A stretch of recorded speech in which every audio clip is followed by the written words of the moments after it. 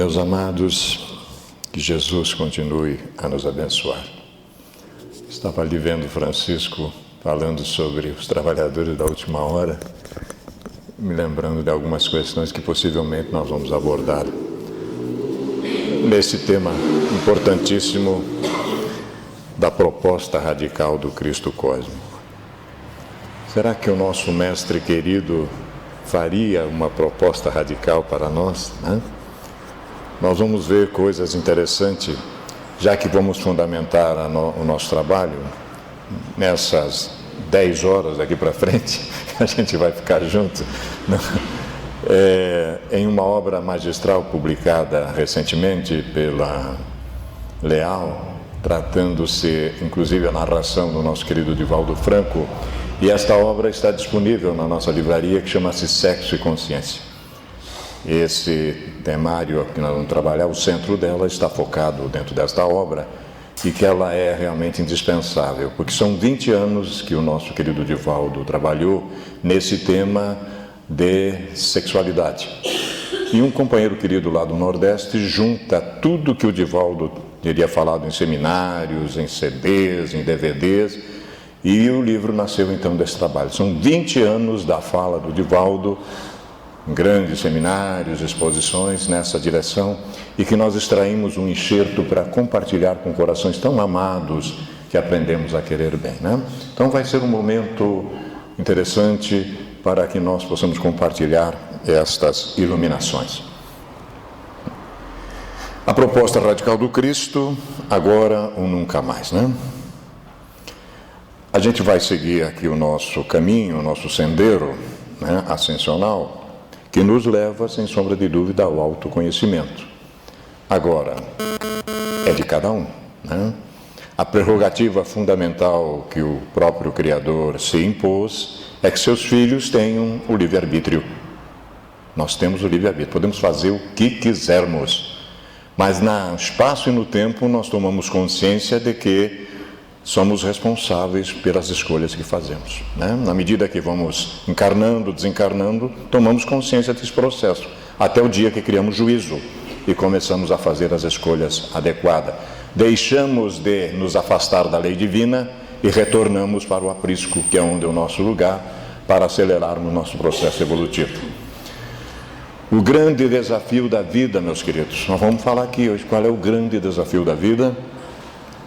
Falsas e utópicas riquezas, o Cristo, entre aspas, sadomasoquista, se é abordado na temática que o Divaldo desenvolve, a conquista insuperável da evolução, veja que são todas propostas para que a gente depois faça essas escolhas corretas, a proposição crística radical, essa não tem como fugir, a integração do ego com o self. A personalidade, esta que nós estamos aqui agora, é uma personalidade da nossa individualidade com a individualidade imortal, né? Chegar ao ponto de um dia o equilíbrio total do ânimos com a ânima, como o Cristo cósmico a tem, os espíritos puros têm. Quando precisa pegar pesado, ele pega, e quando ele precisa acarinhar, ele acarinha. Ele sabe. E ele só não se adapta às circunstâncias como ele faz com que as circunstâncias aconteçam. Então, a pureza nos dá esta abrangência. O discípulo anônimo e as etapas ascensionais, e faremos algumas considerações finais. A fundamentação doutrinária básica jamais poderá fugir da obra fundamental. A primeira, ela tem que estar ali sempre, porque é dali, desde 1857, Paris, Cidade Luz, que nasce para a sociedade humana o Consolador prometido, né? Então, ela tem que estar em primeiro plano. É dela que emana tudo, e nós temos que regressar sempre a ela. Tudo que se falar tem que estar de acordo com isso aqui, senão alguma coisa não está certa. E, obviamente, outra iluminação, a dádiva que a sociedade humana recebe, o Evangelho de Jesus, segundo o Espiritismo, segundo o Livro dos Espíritos, que é a base, né? Aí é diferente. E é óbvio que a gente já começa na provocação pela questão máxima, né? qual o tipo mais perfeito que Deus tem oferecido ao homem para lhe servir de guia e modelo? É a pergunta a resposta, digo, mais sucinta do Livro dos Espíritos, mas é que nós deveríamos ter observado e seguido realmente, já que é guia e modelo, né? E aqui está então Jesus, simples. E o codificador faz uma pequena ressalva, uma notinha em cima disso. Para o homem, que é o espírito reencarnado, personalidade, que vai desaparecer. Os senhores estão vendo o Vanim pela última vez. Mas o espírito que está aqui voltará tantas vezes quanto necessário em corpos diversos, seja homem de mulher. A nossa meta é a perfeição. Portanto, como nós estamos ainda infinitamente longe dela, tantas vezes quanto for necessária, regressaremos ao mundo físico.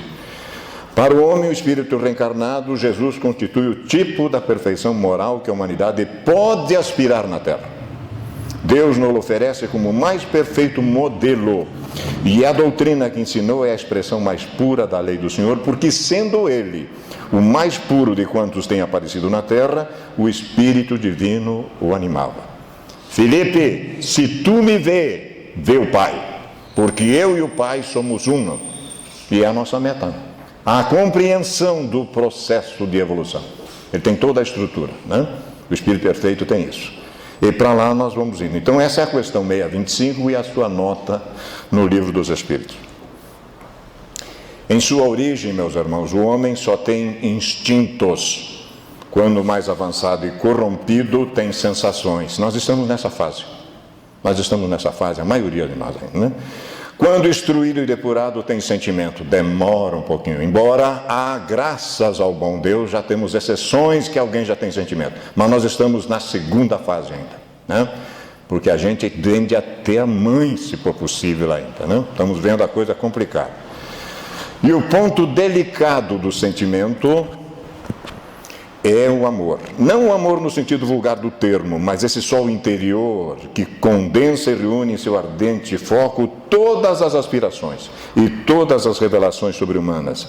A lei de amor, prestemos atenção, substitui a personalidade. Eu desapareço. Batista falou isso, é necessário que eu desapareça para que ele cresça. O ego gradativamente se dilua no self. Isso é profundidade da própria psicologia profunda. Então a lei de amor substitui a personalidade. Pela fusão dos seres, extingue as misérias sociais. Pergunto-vos, continuamos com misérias sociais? É claro, só basta abrir a janela e ver. Significa que nós continuamos na fase personalística, egoística. Eu primeiro, o resto não me interessa. É exatamente o que está acontecendo isso. A ponto dos benfeitores dizer que a virtude da nossa geração é a atividade intelectual. Nós estamos chegando em Marte e não sabemos quem somos. Em contrapartida, o vício é a indiferença moral. Não é comigo, o governo que resolve o problema, né?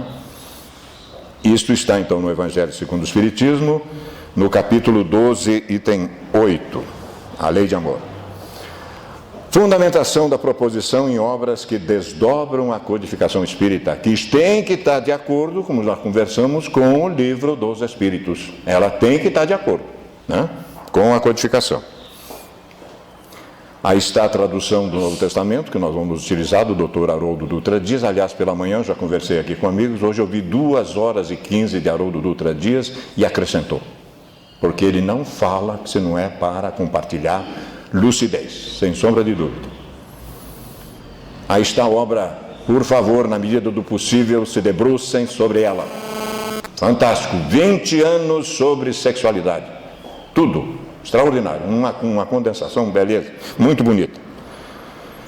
E também vamos trabalhar uma das obras da benfeitora Joana de Ângeles, que faz parte da série psicológica Em Busca da Verdade.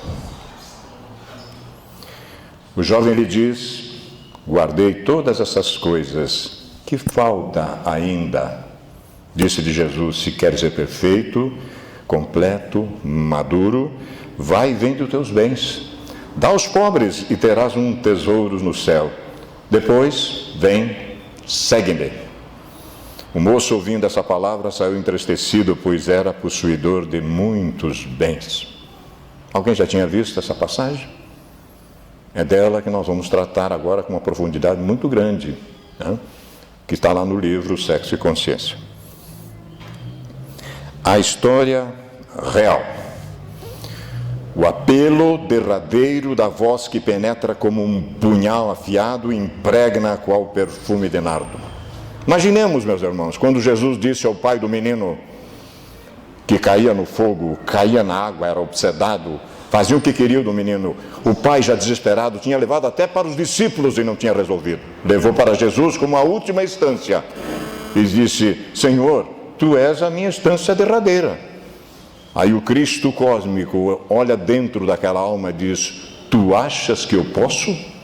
Ele sempre devolve a pergunta para nos fazer um teste, embora ele nos conheça desde o início. Aí o pai desesperado diz: Senhor, ajuda a minha incredulidade. Então nós vamos ver algo mais ou menos assim, que possui esse Cristo cósmico um magnetismo inconfundível em seus olhos, severos e profundos, como duas estrelas engastadas na face pálida do amanhecer. Um jovem rico, a história, se aproximou do mestre e o inquiriu: Senhor, eu desejo seguir-te, gostaria de entrar no reino dos céus, o que é necessário fazer? Aí o Cristo cósmico devolve a pergunta, sempre: o que a lei recomenda? Redarguiu Jesus. Aí o jovem diz: a lei apregoa que é necessário amar a Deus, e eu o amo, que é indispensável respeitar os pais, e eu fui filho excelente, embora hoje eu seja órfão. As Escrituras também recomendam não roubar, não desejar a mulher do próximo. Eu tenho obedecido completamente a todos esses mandamentos. E agora, o que eu faço?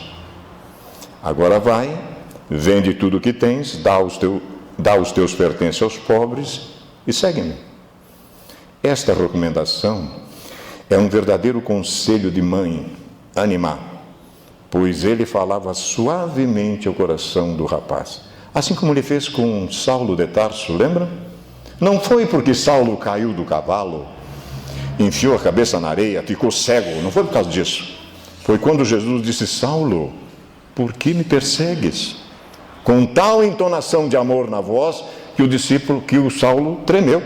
Foi ali naquele momento que ele acordou para a realidade da vida, né? O amor que o Cristo coloca na entonação da sua voz. E aqui ele estava falando com amor também. Eu poderia fazer isso, responde o jovem. Sou muito rico, poderia libertar-me dos bens aos quais não estou apegado. Então o problema não era apego, não era apego. Mas amanhã haverá uma corrida tradicional entre nós e os romanos. Será uma corrida de bigas num lugar aqui próximo, em Cesareia. Pretendo, olha o orgulho, esmagá-los, porque tenho os melhores corcéis e possuo braços vigorosos. Além de ter treinado exaustivamente para este evento, eu desejo humilhar os romanos que humilham o meu povo. Depois disso, eu te seguirei. Então, o problema não era apego, não era grana. Olha só, né? O ânimos, agora a coisa mais difícil.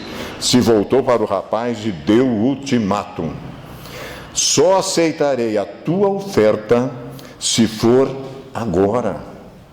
Se tu queres seguir-me, terás que ser agora. O Cristo cósmico nos testa naquilo que nós mais nos apegamos. Ele nos solicita, inclusive, a existência física. E tem autoridade para tal, porque ele deu o exemplo. Essa é a razão disso, não?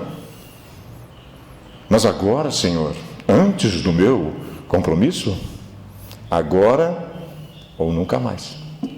Está vendo? Então essa é a chamada radical do Cristo. É verdade.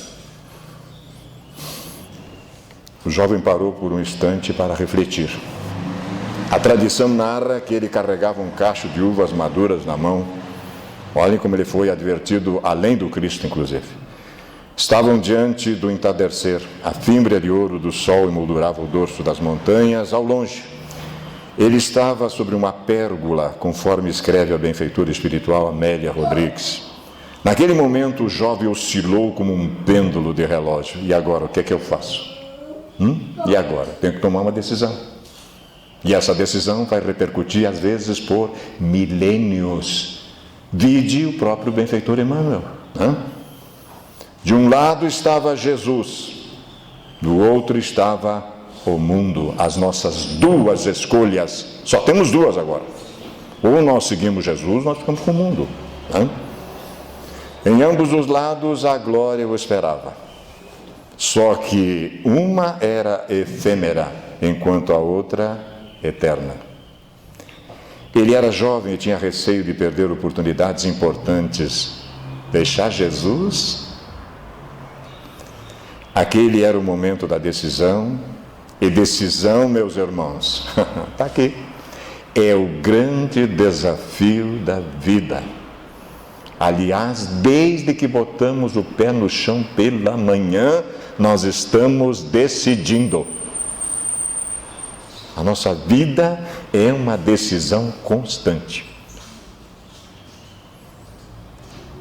Subitamente ele se recordou que dentro de alguns minutos deveria participar de um banquete no qual seriam definidas as últimas regras da competição que ocorreria no dia seguinte.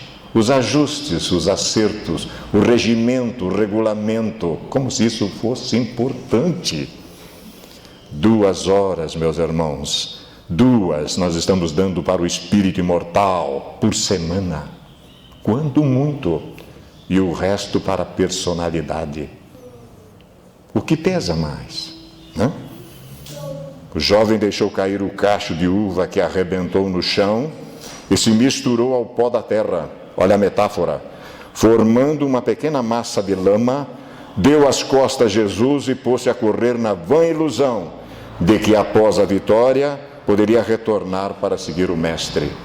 Mas Jesus já tinha dito, agora, não é amanhã, agora. Inclusive o Evangelho nos propõe, vem hoje trabalhar na minha vinha. Não é amanhã, é hoje. Jesus se entristeceu. A mãe era ânima, lamentando a opção feita pelo rapaz. Lamentando, porque ele não pode fazer nada, ele respeita o livre-arbítrio de todos nós, como o Pai Criador o faz. Quando Pedro e os amigos chegaram da aldeia próxima, onde foram comprar suprimentos no mercado, viram o Galileu triste e indagaram, Senhor, o que se passa? Ao que ele respondeu, é tão difícil um rico encontrar o caminho para Deus. Mais fácil passarmos uma corda de grande espessura pelo fundo de uma agulha do que um rico entrar no reino dos céus. Premissas do Reino, 1969, o primeiro livro da benfeitora querida Amélia Rodrigues. Nós colocamos aqui, a lição é um mancebo rico. Alguns estudiosos precipitados afirmam que nessa passagem evangélica Jesus teria amaldiçoado a riqueza. Quanta bobagem, quanta bobagem. Ora, se o Cristo vai se preocupar com essas coisas. Será que esta opinião é coerente? É evidente que não. Temos que compreender a riqueza a que ele se reportou, pois o jovem declarou que poderia renunciar aos bens materiais aos quais não se apegara. É que existem, meus queridos irmãos, algumas falsas riquezas que nós não renunciamos. Que riquezas serão essas? Muitos somos capazes de dar até a roupa do corpo, mas não concedemos o perdão a quem nos feriu. Era disso que Jesus estava falando. São destas riquezas materiais aqui da terra. Nesse caso, a nossa riqueza se chama orgulho. E o mancebo estava com esse problema. Outros oferecem uma moeda a uma pessoa na rua, mas não são capazes de dar-lhes um aperto de mão. Dirão simplesmente, imaginem eu apertar a mão daquele sujeito, jamais faria isso, prefiro morrer. Esta é a riqueza da presunção. Como somos mais do que quem quer que seja? Somos mais que ninguém. A mesma origem, simples e ignorante, o mesmo fanal, a perfeição. A juventude é também uma riqueza. E alguns pais piegas dizem, não, meu filho não pode gastar sua juventude com essas coisas. Primeiro ele tem que gozar a vida, depois ele poderá pensar em Deus. Mas não é isso que está no Evangelho. Buscai antes o reino de Deus e a sua justiça, e todas essas coisas vos serão dadas por acréscimo. E a gente faz o contrário, o oposto exatamente, né? E se este filho desencarnar antes de ficar velho,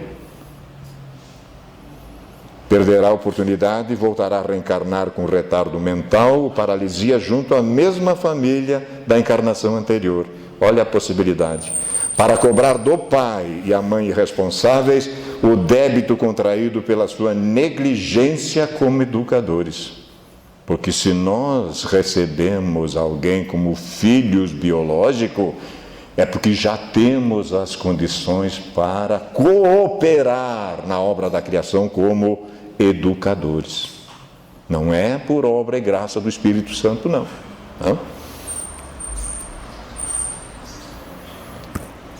Aqui nós temos um símbolo que podemos deixar para depois.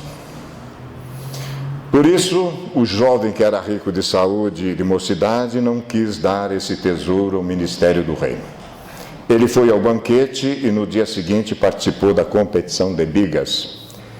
Em uma das curvas da corrida, sua roda arrebentou o eixo e ele caiu, sendo pisoteado e despedaçado pelos animais que vinham logo atrás. Com o ventre rasgado e as vísceras à mostra, segundo relata a benfeitora espiritual Amélia Rodrigues, naquele estado de quase desmaio e abandono definitivo do corpo físico, ele viu duas mãos estendidas em sua direção, dizendo-lhe: vem, ainda é tempo. Não vieste para estar comigo, mas eu venho para estar contigo. Era a doçura de mãe, a ânima, que apesar da atitude ingrata do filho, esperava por ele no momento da verdade. No momento em que Jesus utilizou as forças do ânimo ao convidar o jovem a lhe dizer agora ou nunca mais, ele sabia que se o moço rico seguisse com seus planos, desencarnaria no dia seguinte. E naquele momento de decisão, o jovem perdeu a oportunidade mais extraordinária da sua vida. Muitos de nós, meus queridos, passamos por situações equivalentes, tanto na área dos compromissos espirituais, quanto em outros lances da vida social. Precisamos manter uma decisão e a nossa atitude dúbia leva-nos a menosprezar excelentes oportunidades de progresso.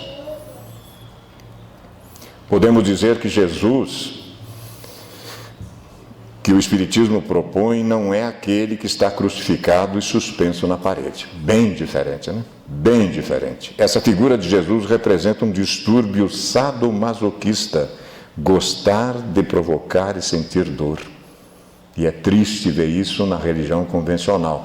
Bom, é uma questão de responsabilidade dela, né?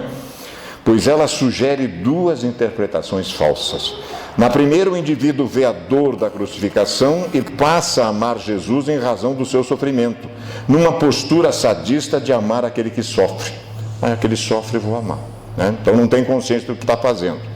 Na outra falsa interpretação, o indivíduo entende que se Jesus estava integrado ao psiquismo divino e sofreu intensamente, ele também terá que sofrer para encontrar o reino dos céus, o que não deixa de ser uma postura masoquista, uma vez que o sofrimento em si mesmo não é o caminho para a felicidade. Não é.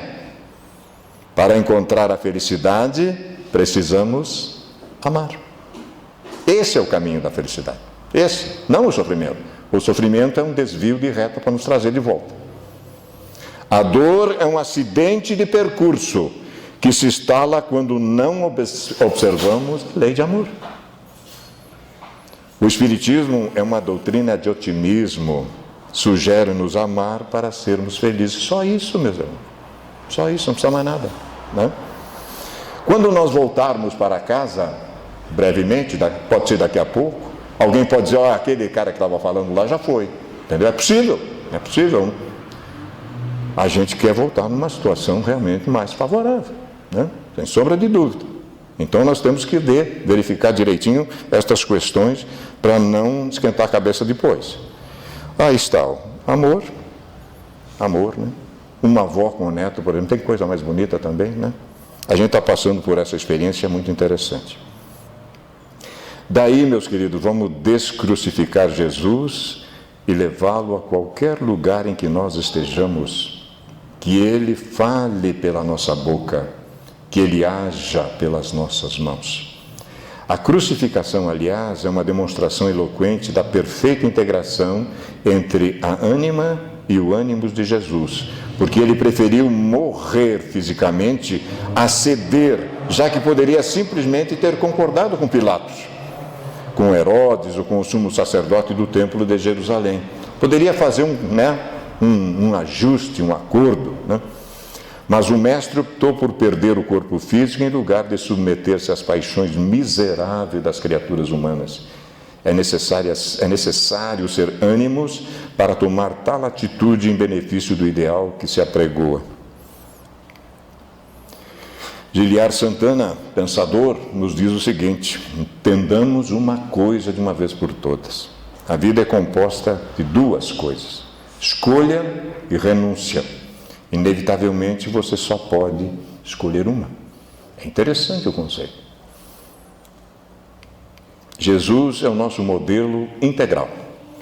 Nas conjunturas que atravessamos em meio às dores que nos afligem em qualquer circunstância, recordemo-nos do incomparável amigo.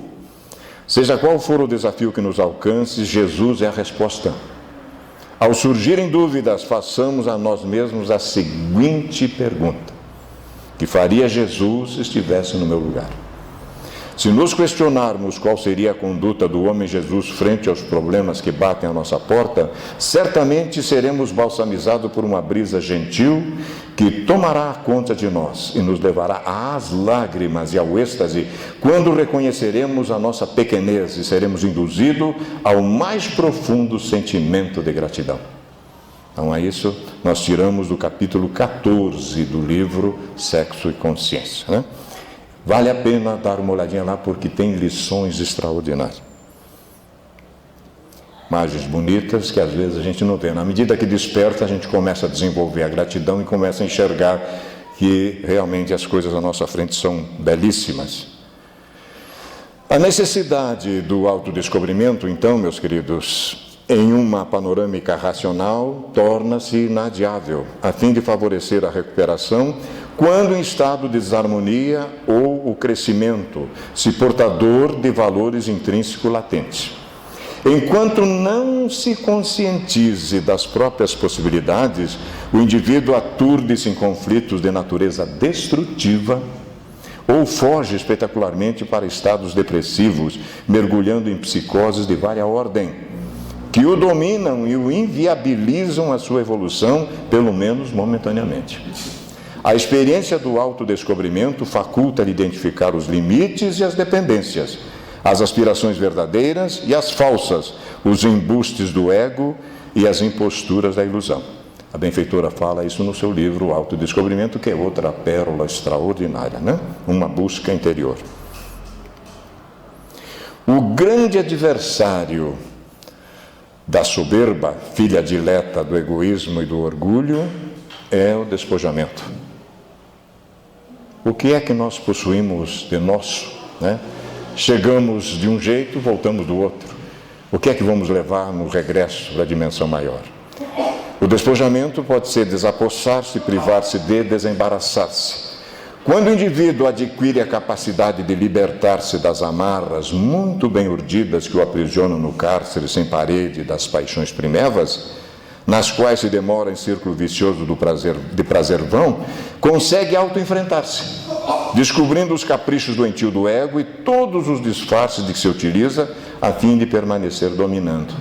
Porque, não, hoje está frio, não, hoje tem a seleção brasileira jogando, não, entendeu? Vamos deixando, entendeu? Escutar a palestra, tá, isso aí não vai levar a nada, tem alguma coisa.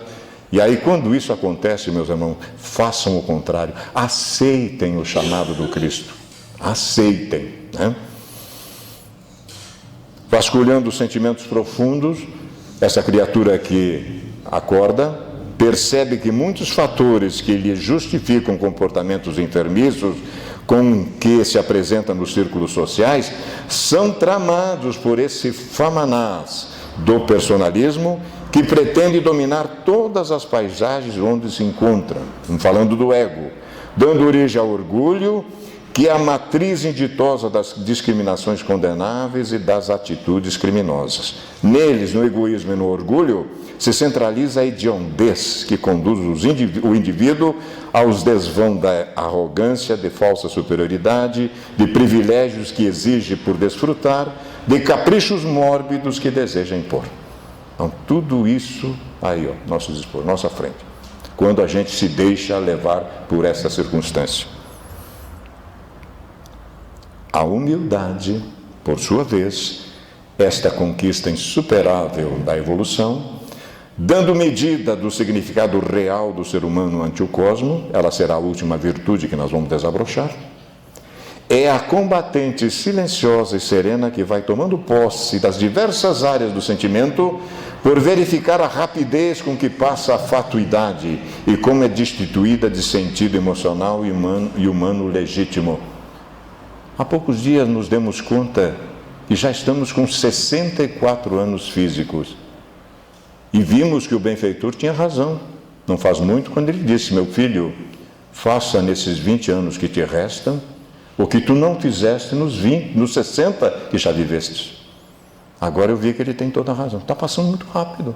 Daqui a pouco eu estou regressando e o que é que eu fiz com todo esse conhecimento? Porque se há um desafio para os espíritas, meus irmãos, nesse momento, é vivenciar o que sabemos. Porque nós sabemos mesmo, entendeu? Então, a misericórdia divina, a consciência cósmica, para nós nos ajustarmos com ela, vai nos cobrar aquilo que nós sabemos. E por que não fez? Aí é outro departamento, né? Estabelece então de imediato a necessidade do despojamento dos valores que não têm significado verdadeiro. Isso interessa ou não interessa? Eu tenho que tomar uma decisão. Porque são de constituição ilusória. Vamos discriminá-los. Títulos de nobreza, homenagens de destaque na comunidade, de honradez, de coragem, de serviço ao próximo, de beleza, de cultura, de arte, porque ao se modificarem a circunstância ou passarem os homenageadores substituídos por outros que pensam de forma diferente, podem caçá-los, ou as enfermidades, as fraquezas morais, podem alterar o comportamento do elegido, que se torna reprochável ou demente, agressivo ou extravagante, esnobe ou perverso. Aí alguém vai dizer: mas tem certeza que nós estamos falando da mesma pessoa? Porque mudaram as circunstâncias, aquilo estava bom para mim, de repente a coisa muda, eu também mudo. Então veja que a coisa é falsa, tem que ter muito cuidado com isso. Enquanto no corpo físico, como nós estamos agora, o espírito está sempre sujeito a muitas vicissitudes, devendo-se impor vigilância constante e oração frequente. Atentai, vigiai, orai, conceito crístico, para livrar-se da própria mesquinhez em forma de paixões perturbadoras. O indivíduo deve despojar-se de tudo quanto lhe é supérfluo. Acumula coisas inúteis na expectativa inviável de as utilizar um dia que nunca chega. Amontoa, né? Reúne objetos aos quais atribui significado que permanecem sem alma, quando necessita de companhia na solidão. O Evangelho manda que nós façamos amigos e não amontoemos coisas. Amigos, não? Guerreia por terras e campos de que se apropria, permitindo-se desmandos terríveis para mantê-los, fomentando a miséria daqueles que os não possuem e combatendo os invasores que não dispõem de teto. Olhe só o que diz a benfeitora. Enquanto ele não tem a mínima necessidade de uma parte sequer de tantos haveres, por que 30 pares de sapatos? Não estou entendendo. E tem gente que nem pé tem. A gente faz essas coisas, né? Já vimos essas histórias aqui, né? Guarda-roupas, calçados, adereços e joias que atulham os armários e as gavetas com desmedida ambição, não os podendo usar, se não a pouco e pouco aumentando os estoques ante a contínua variação da moda. Nada contra essas coisas, mas temos que ter bom senso, lucidez. Coleciona automóveis em inconcebível usura, quando somente de cada um deles se utiliza uma que outra vez. Suas contas bancárias mortas, investimentos oscilantes, dariam-se aplicadas na beneficência, no humanitarismo, que gerasse empregos e dignificasse os indivíduos para equacionar, se não minimizar os problemas da fome, das doenças endêmicas do mundo, alterando completamente a geopolítica humana ora vigente. Faça amigos com isso. Não tem problema você ter toda a fortuna do mundo, ótimo, mérito seu, mas compartilhe, promova a sociedade que você vive, faça amigos com isso. Isso é que vai contar depois. Khalil Gibran tem um conceito lindo para nós. Esse poeta lá do Líbano é extraordinário, realmente. Generosidade é dar mais do que você pode. A viúva no gasofilácio deu daquilo que lhe faltava. Orgulho é pegar menos do que você precisa. É verdade. Então tem isso também. A volúpia por adquirir instrumentos eletroeletrônicos aturde, levando a exageros quase sem espaço para instalá-los e bem pouco fruí-los por falta de tempo hábil para tanto. Mas o orgulho que exorbita aumenta-lhes a emoção pela posse e os leva ao campeonato da exibição social quando se discute as conquistas de breve duração. O essencial é mais importante que o supérfluo, que nunca tem utilidade para quem o guarda. Na alucinação que predomina no corre-corre das compras e do luxo, torna-se difícil selecionar o que é valioso daquilo que apenas parece ser.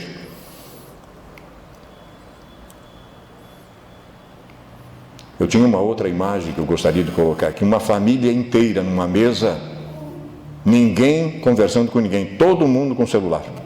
Daí eu optei por essa imagem aqui, achei interessante isso. Mera coincidência, né? Não, por aí.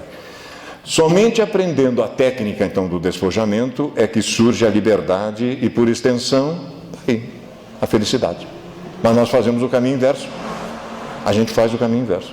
Por que não tentar? Experimentemos para ver se não é isso. Reparte os excessos, o que não te faz falta. Olha aqui, ó. Não é aquilo que está fazendo falta. A mentora está dizendo os excessos, com aqueles que os necessitam, enriquecendo outras vidas. Claro. Valoriza o tempo, simplificando a tua existência mediante a diminuição de objeto e complexidades inúteis. À medida que te fores liberando das coisas que te afligem por ter e por medo de perder, olha que paradoxo, irão surgindo espaços emocionais para que sejam colocadas outras aspirações que o tempo não consome. Os ladrões não roubam, nem as traças roem. Olha aqui. Olha que coisa. Agora está aqui, ó, a razão disso, né? Mahatma Gandhi, a grande alma. A prisão não são as grades. E a liberdade não é a rua. Existem homens presos na rua e livres na prisão. É uma questão de consciência. Ainda hoje falei com um jovem lá na prisão juvenil, porque ele estava falando de céu e inferno, a Bíblia. Meu filho querido, acorda, você é um espírito imortal, e para onde você for, meu querido, você vai levar contigo o teu céu e o teu inferno, para onde você for. A opção é sua, porque o céu e o inferno está dentro de ti, na tua consciência. Ele ficou meditando. Tomara que esteja pensando nisso até agora. Áreas psíquicas que se encontram preenchidas por inutilidades imediatistas cederão lugar para que se instalem reflexões planificadoras, estas refazentes e paz duradouras. É tudo o que nós queremos. Emílio Santiago cantava isso. Era só isso que eu queria da vida. Uma verdade chinesa. Está lá na música, está rodando ainda. Milho foi, mas a música está aí. Uma obra-prima realmente. Despojando-se dos objetos exteriores, irás também desapegando-te dos vícios que escravizam, dissociando-se das injunções penosas que o egoísmo e o orgulho te impõem e descobrindo a beleza do amor que se expande e que planifica o coração. Começa, portanto, despojando-se desde este momento de qualquer valor que não tem real valor. e avança no rumo do despojamento espiritual das tuas vacuidades terrestres. Dias Gloriosos, livro épico também da benfeitora querida Joana de Ângeles, na lição Despojamento. 7 passos, então, para dominar o ego. 7 dicas para que a gente tenha uma vitória sobre nós mesmos. Não se sentir ofendido. Será que a gente consegue? Libertar-se da necessidade de ganhar. Será que a gente consegue? Aí a gente exagera, toma 7, né? Uma beleza. Libertar-se da necessidade de ter razão. Libertar-se da necessidade de ser superior. Libertar-se da necessidade de ter cada vez mais. Libertar-se da necessidade de identificar-se com os seus êxitos, enaltecê-lo, eu sou o cara, será? Não? Libertar-se da necessidade de ter fama ou reconhecimento. Isso é a sabedoria budista. Considerações despojadas finais. O ser humano, meus queridos, quando se liberta dos tentáculos que arrastam tudo de maneira constritora para o centro do ego, respira o oxigênio saudável da alegria inefável por estar livre das conjunturas tormentosas do ter e do temer perder, do ser admirado pelo que possui, não pelo que é, de ser visto como triunfador de fora no que é admirado, mas raramente amado. Livre de qualquer tipo de dependência factual do cotidiano das coisas, pode voar pela imaginação e pelos sentidos em qualquer direção, sem medo, nem ansiedade, porque se encontra pleno. Maravilha! Olha que coisa bonita, não? A gente vai enxergando outras coisas. Despojar-se dos instrumentos de que o ego se vem utilizando para manter-se de um para outro momento, causa-lhe transtorno inevitável. Razão pela qual a integração com o self deve dar-se naturalmente. Eu não preciso ser radical. Isso vai acontecer normalmente desde que eu esteja imbuído de realizar isso. De tal forma que haja equilíbrio em um perfeito estado de individuação, como dizia o nosso Jung. A benfeitora narra isso no livro Em Busca da Verdade, no capítulo 6. E a gente pode chegar a ver essas coisas maravilhosas que existem no nosso planeta. Em O Discípulo Anônimo, Ressurreição e Viva, Leão Tolstói e Ivone do Amaral Pereira, Leão Tolstói Espírito.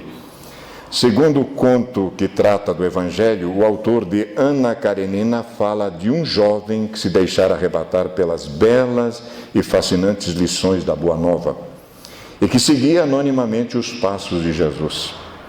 Culto e sincero em suas crenças, alma resolvida a entregar-se por amor ao Mestre, esse discípulo não apenas acompanhava as pregações de Jesus, como também transcrevia suas mensagens de modo a não esquecê-las. Ainda bem que os discípulos não viram ele, porque senão iam proibir que ele fizesse isso, né? Após o Calvário, o discípulo anônimo deixou a posição de inércia e saiu pelo mundo a pregar, a consolar, a curar endemoniados e a amar.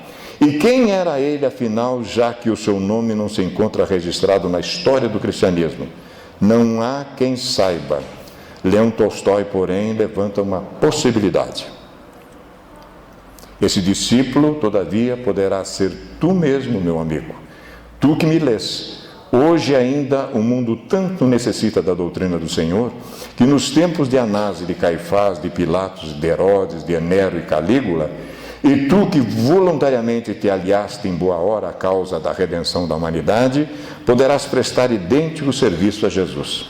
De uma coisa apenas necessitarás para o desempenho de tão grande tarefa. Uma coisa: amor a Deus, ao próximo e ao Evangelho do teu Mestre Nazareno. Tendo isso, nós podemos realizar essa tarefa, não? Quem de vós me convence de pecado? A tradução dessa expressão de linguagem tem por significado interrogar quem dentre todos os presentes poderia apontar uma única situação na vida de Jesus que pudesse ser criticada, ou pelo menos apontar alguma atitude, palavra ou pensamento que pudesse ser qualificada como pecaminosa ou equivocada, inovidável cristalinidade de sentimentos e ações. Desta forma, apresentou ao mundo o mais singelo modelo de como viver mantendo elevados padrões de honestidade e integridade, de como agir conforme os ditames da consciência e, sobretudo, de como pensar, sentir, falar e obrar numa extraordinária combinação de transparência e bonomia. Está chamando. Ele está nos chamando. Como chamou o moço, está nos chamando também. Devemos segui-lo ou não? Achamos de bom alvitre, de boa lucidez, sigamo-lo, pois. E o que é que nos falta, então? Empenhar-nos totalmente na aplicação da busca do ser e não do ter. Quem conquista as coisas e os outros perde-se em conflito, em relação aos métodos nem sempre nobres de que se utilizou, experimentando insegurança quanto à vitória aparente. Mas aquele que se conquistou a si mesmo, esse atingiu a meta estabelecida pelo processo evolutivo e é feliz. A imagem belíssima e o último conceito do próprio Cristo é: assim não é da vontade do nosso Pai que está no céu que se perca nenhum destes pequeninos, que somos nós, obviamente. Enquanto a fluidoterapia for sendo nos beneficiando, nós vamos deixar essa imagem para refletir. Meus queridos, do fundo do nosso coração, a nossa imensa gratidão por nós ter possibilidade de trocarmos essas informações que nos proporcionam rever algumas escolhas, alguns fundamentos para nós acelerarmos o nosso processo de redenção. Muita paz a todos, muito obrigado.